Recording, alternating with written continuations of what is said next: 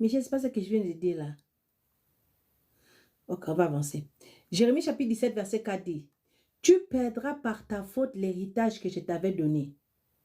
Je t'asservirai à ton ennemi dans un pays que tu ne connais pas, car vous avez allumé le feu de ma colère et il brûlera toujours. Verset 5, ainsi parle l'Éternel, maudit soit l'homme qui se confie dans l'homme, qui prend la chair pour son appui et qui détourne son cœur de l'Éternel. Verset 6, il dit, il est comme un misérable dans le désert et il ne voit point arriver le bonheur.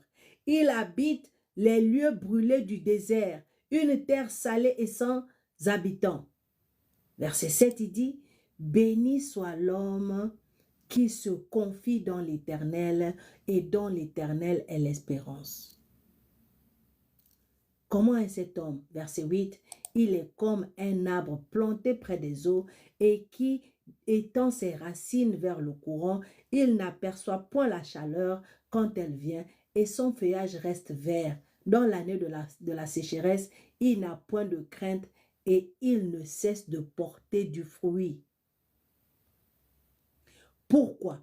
Parce que quand ta foi est sur l'Éternel, quand ta confiance est sur Dieu et sur Dieu seul, lorsqu'une porte se ferme, tu sais qu'il y a une nouvelle qui va s'ouvrir.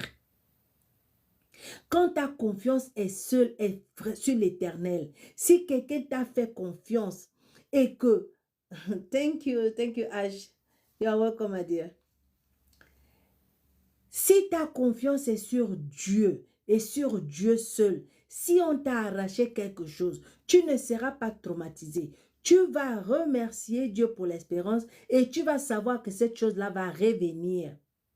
Lorsque ta confiance est sur Dieu et sur Dieu seul, ta parole a de l'importance, ta parole a de la puissance, ta parole a de l'autorité. Parce que tu sais que quand tu pries, 1 Jean chapitre 5 nous dit qu'on a auprès de lui cette ferme assurance.